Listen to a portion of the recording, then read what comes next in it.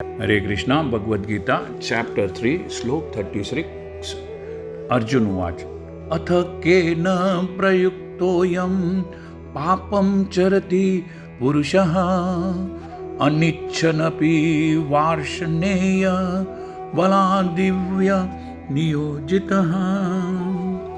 अर्जुन ने कहा, हे ऋषिवंशी कृष्णा, मनुष्य न चाहते हुए भी पाप कर्मों के लिए प्रेरित क्यों होता है और ऐसा लगता है कि जैसे उसे जबरदस्ती बलपूर्वक उनमें लगाया जा रहा है।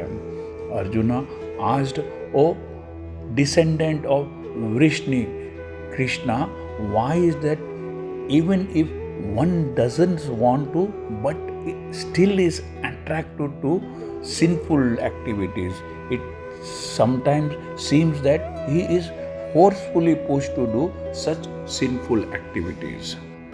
जीवात्मा परमेश्वर का अंश होने के कारण मूलतः आध्यात्मिक, शुद्ध एवं समस्त भौतिक कल्मशों से, भौतिक मैल से मुक्त रहता है। A living entity as a part and parcel of the Supreme Lord is originally spiritual, pure and free from all material contaminations.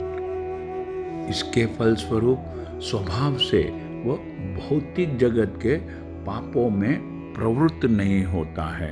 Therefore, by nature he is not subjected to the sins of the material world. किंतु जब वह माया के संसर्ग में आता है, माया के चक्कर में आता है, तो वह बिना झिझक के और कभी कभी इच्छा के विरुद्ध अपनी मर्जी के बगैर भी अनेक प्रकार से पाप कर्म करता है। But when he is in contact with the material nature, he acts in many sinful ways without hesitation and sometimes even against his own will.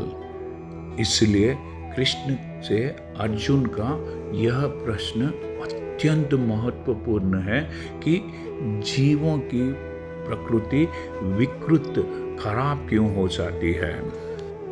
As such, Arjuna's question to Krishna is very important as to why the nature of a living entity gets contaminated.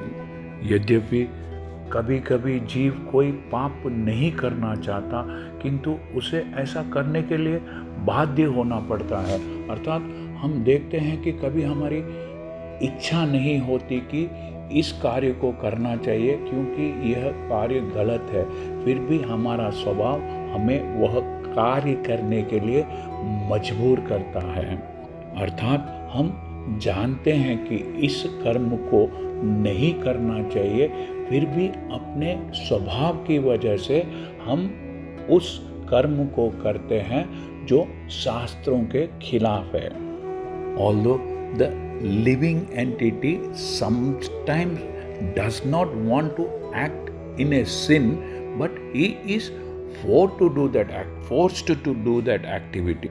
किंतु ये पाप कर्म अंतर्यामी परमात्मा द्वारा प्रेरित नहीं होते, बल्कि अन्य कारणों से प्रेरित होते हैं, जैसा कि भगवान अगले श्लोकों में कह रहे हैं। Sinful actions are not, however, impelled, forced by the Supreme Personality of Godhead, but are due to other causes, as the Lord explains in the next verse. Hare Krishna. यदि आपको यह चैनल पसंद आया है तो सब्सक्राइब दबाकर सब्सक्राइब कीजिए और इस चैनल को लाइक कीजिए।